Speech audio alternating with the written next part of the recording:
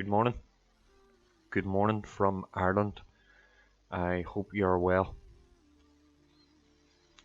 So today we're going to look at the Boeing B-17 crash that occurred on the 1st of June 1944, 5 days before the D-Day landings, which occurred on the 6th of June. So what we're going to look at is a bit of background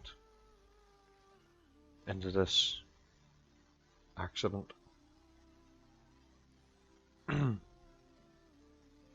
So as you can see here on the headline, on the 1st of June 1944, United States Army Air Force B-17 Flying Fortress came down on Cavehill, Belfast, County Antrim, killing 10 crew members on board. This occurred in my city of Belfast. So what we're going to do now is look into the reading side of it, and let's just have a look, make sure. Can you see that okay? Yeah. Okay.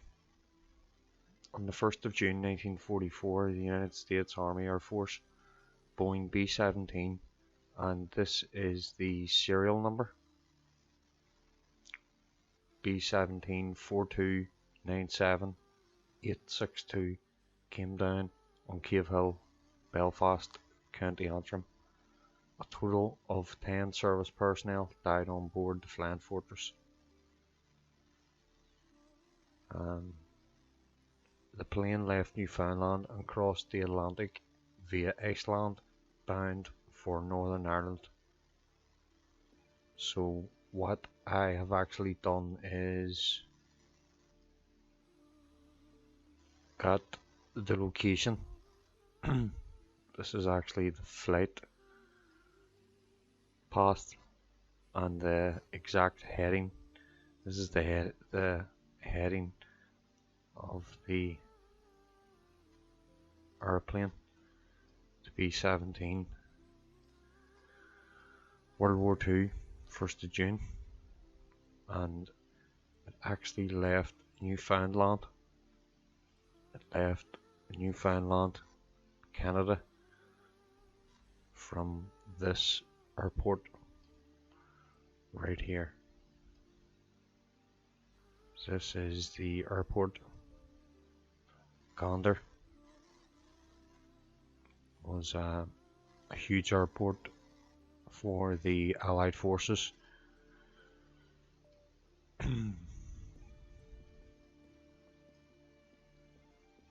And we are going to look into the military investigation. It's a very extraordinary story. So the plane left from Canada to Greenland,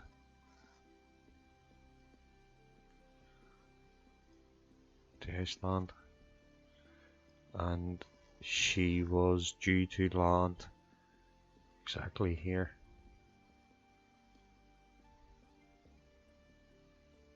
At Nuts Corner, an airport which was used for heavy bombers, and we're going to go back here. So let's look. The plane left Newfoundland and crossed the Atlantic via Iceland, bound for Northern Ireland. A low thick cloud hung over the city of Belfast, County Antrim, and the crew took a decision to divert to the airfield at Nuts Corner, County Antrim.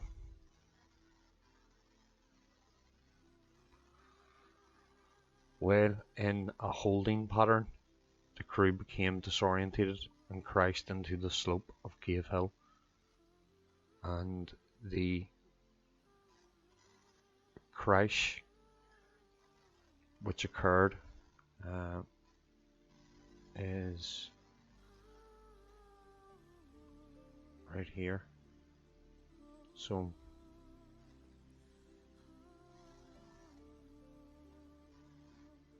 this is where the crash occurred.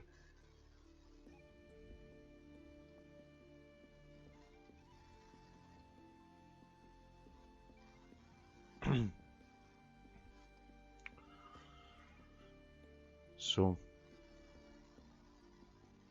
that is actually the image, as you can see here. You can see a 2, 9, 7, 8, 6, not 2, a very faint number 2, and that is the number here,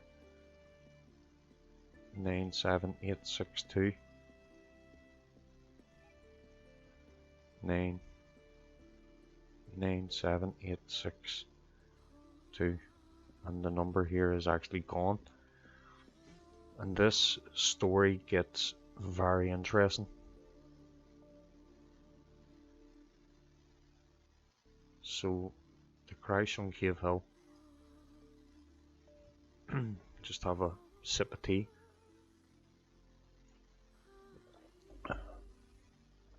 Morning tea. Excuse me. So the 4-engine Boeing B-17 burst into flames on Cavehill, causing bombs and ammunition to explode. People in nearby streets ran for cover as emergency rescues came to meet emergency rescue crews made their way to the crash site. So the crash actually occurred here.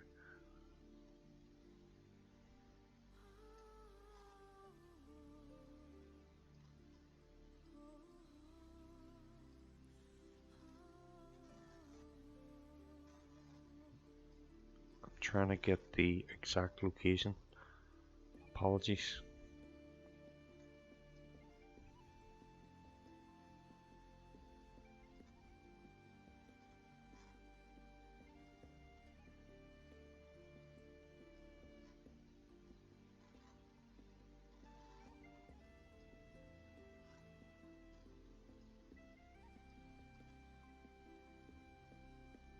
Sorry, I'm lost. There we go. The Whitestone. Here is where the crash occurred. Just keep your eye on that. There is our lane. So they were way off course, and what actually occurred was this white stone was painted as a signal stone for any other planes that were in a holding pattern and maybe became disorientated. If there's spatial awareness issues, that you can look to the ground and it says on all flight manifests that this stone is here. And I'll go back to this article. So this is a testimony from one of the witnesses. That morning I forgot about school and ran up the Cavehill to see what happened. The plane was among the trees and the ammunition was exploding in the heat. The fire brigade arrived and brought their bodies out on stretchers, covered in blankets. Eyewitness Gordon. So the United States Army troops arrived and sealed the area, letting no one in or out, including a pair of local air raid precaution wardens. Burial of the crew members took place at Lisnabarry American Cemetery in Belfast, County Down.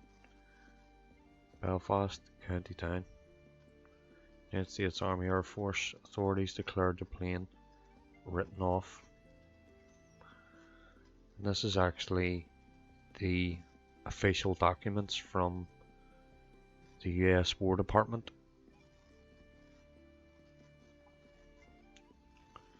Missing crew. And what you're going to find out in this story is that when this crash occurred,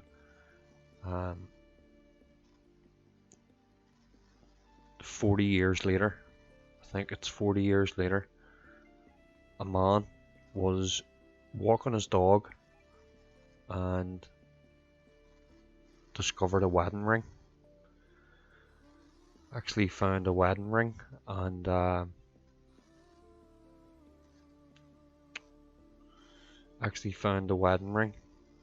of this soldier.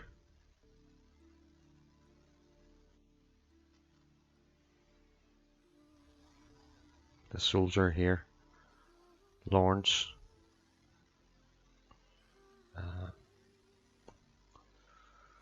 What's his name again? I'm gonna go back to this manifest. So the wedding ring was actually discovered and returned to the widow. And these are the names: Lawrence Dundon.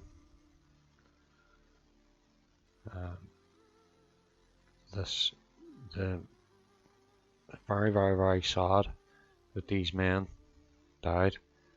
So after such an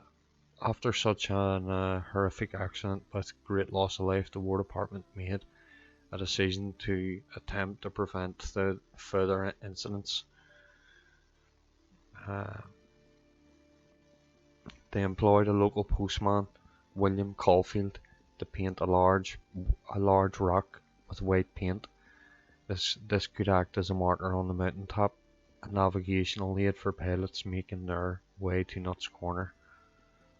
In May 2016, the stone was repainted to commemorate the Cavehill's wartime history. And the rock is actually here. This is actually the rock that I showed you on Google Images.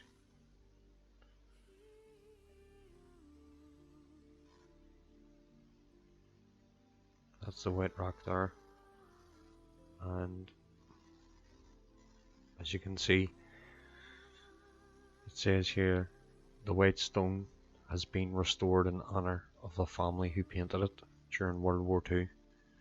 And just to show you the scale and size of a B-17 Flying Fortress, and what I've discovered is the reason why it was named the Flying Fortress was a newspaper article written by a wartime journalist that said it was a flying fortress, so it actually wasn't the army. But here is the crew leaving B-17, and we're going to go back to the story here, get back to the reading. I really apologize for my reading because it's very early, very, very early, 6:41 AM. So in 1981, Belfast man Alfred Montgomery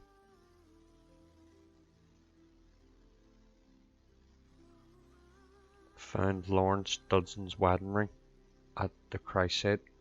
After years of research, he tracked down the airman's widow, Ruth Gillespie, in Kentucky, and returned the ring. This event formed the basis for a movie, Closing of the Ring.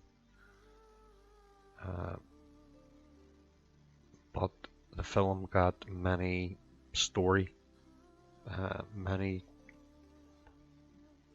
plots completely wrong and incorrect. So let's look at this. Unveiled on the 1st of June 2006, a memorial at the nearby Belfast Zoo commemorates the American crew. The Portland stone plinth bears the name of the men. and indeed it does. So what I want to show you here is a document from the US military, and this shows you the actual flight plan for transatlantic flights. So I just wanted to make sure that that this was correct with we zoom out here.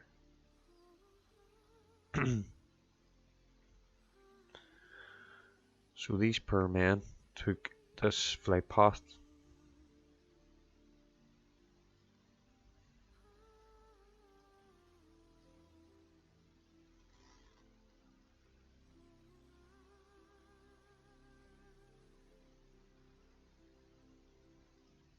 And if you can see on the document here,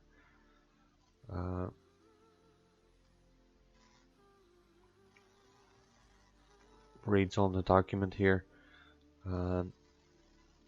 this graphic shows the capability of transatlantic flights up to 4,000 miles. So if I look at the distance, 4,000 kilometers, so they were just in range of their flight. And there's many different theories from local residents.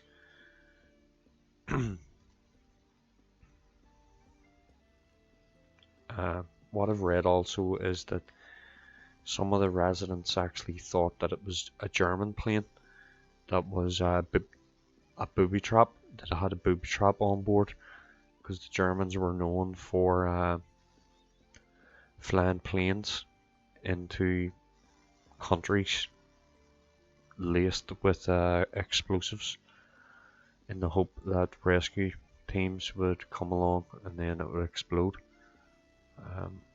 But this is also, as I showed, a plaque that says here at the bottom of the plaque, while awaiting clearance to land their Boeing B-17G bomber at Nuts Corner airfield. After a transatlantic flight, the crew lost their bearings in heavy fog and came down on the side of Cavehill. Desperate brave efforts by local people and emergency services. All 10 men died at the crash site. So these were their locations: New York, California, Kentucky, Illinois, Arkansas, Tennessee, Kansas, and New York. Very, very sad story, but they must be remembered.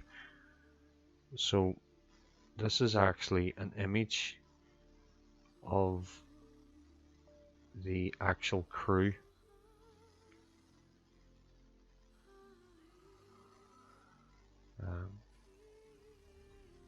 It's very, very sad to know that these men all died in a plane crash after being told to be in a holding pattern. But these are these men, and this is Lawrence. He got married, and sadly he lost his life in this accident. But what an amazing story that that his wedding ring was discovered. That is a fantastic bit of miracle. So I want to go back to images, and this is another image of the accident, and this is from the US AAF department.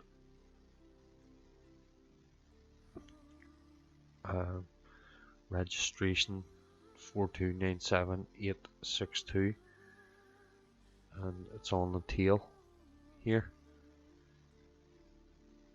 Flight phase landing, descending, or on approach, but they were told to maintain a holding pattern, so I'm not too sure if they were cleared the land.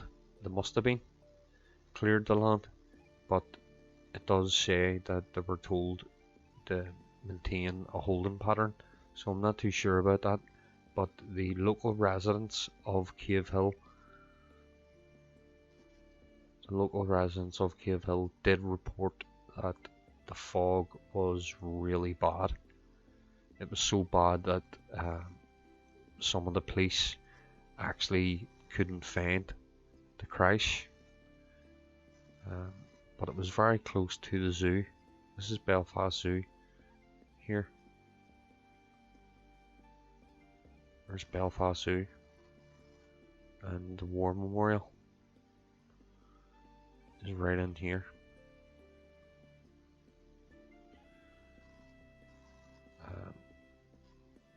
And what actually happened during this period was that the army actually shot 35 animals in Belfast. They killed all the monkeys and the giraffes. They killed 5 elephants. The army shot them all because they were worried and very paranoid that this was going to happen again, that this accident would happen, and if it would happen, that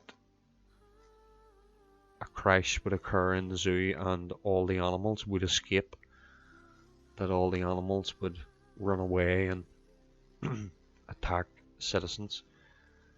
But that is not logic. That's not logical. That's like saying, I'm going to set my house on fire. I'm going to burn my sofa. I'm going to burn my kitchen table in case there's a house fire. So then nothing will happen. It's a very stupid logic, but I do understand. But a lot of animals were killed for nothing because this didn't happen because of the Whitestone. The Whitestone.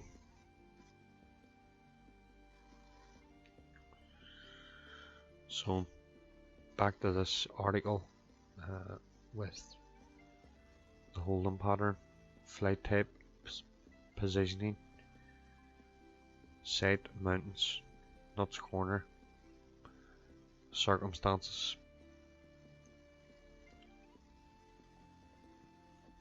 Another drink of tea.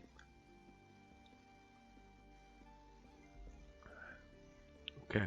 The crew was completing a transatlantic flight when approaching Belfast. He encountered low visibility with fog. When the captain started the approach to Nuts Corner Airport, he lost his bearings and did not realise his altitude was insignificant. The 4-engine bomber hit the slope at Cavehill, located 12 kilometres short of the runway, and was destroyed. All 10 occupants were killed. So sad. And as you can see here,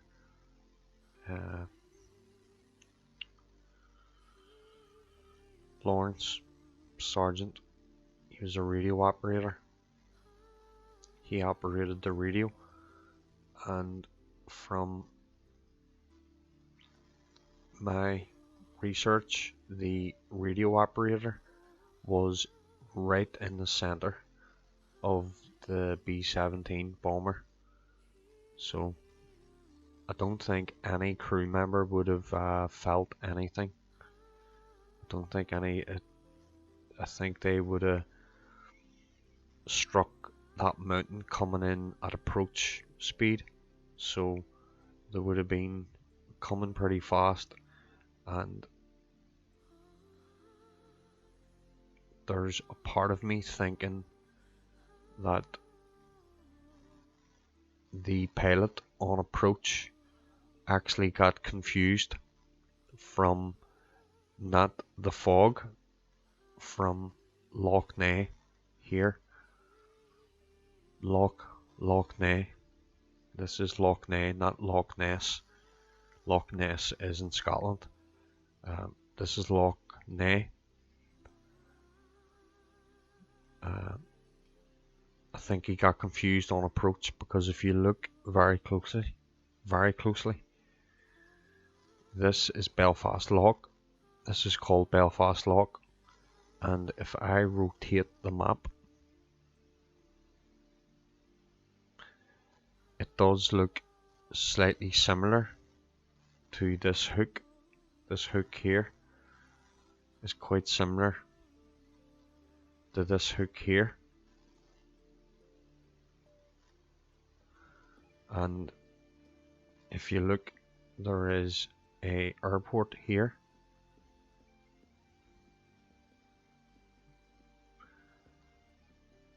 And then there is a part of me thinking that where they were coming in on approach actually looked downwards on the land, and if you can see,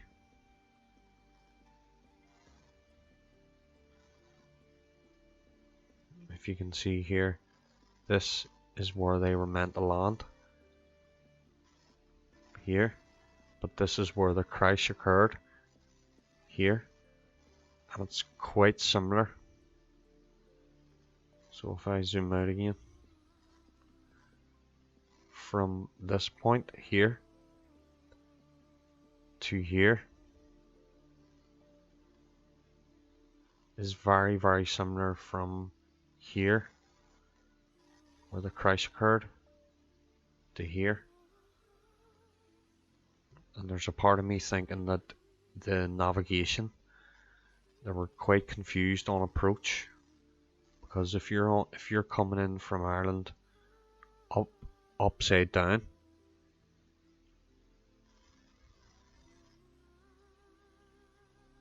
so that's just one thing that I've looked into myself. I've never found this in any of the documents that I've been reading, but it's a very interesting story, and I just thought I would bring that up. And there's actually much more stories, very bizarre stories, that I'm going to go into.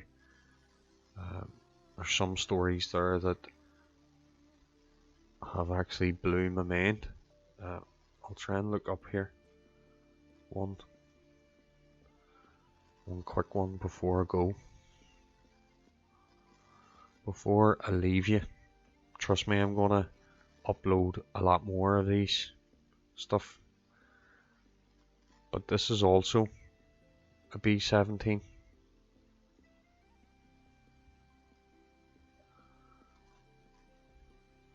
This World War II ghost bomber mysteriously landed by itself. So I'm gonna go into this, and that is the exact image. And it's a very interesting story that this B-17 landed on a runway in Belgium, and I've actually found the location where it landed. But it's a very strange story. But so as I say, these 10 young men lost their lives, and they lost their lives in my city, so I thought that I should remember them. And they left from here. Just extraordinary.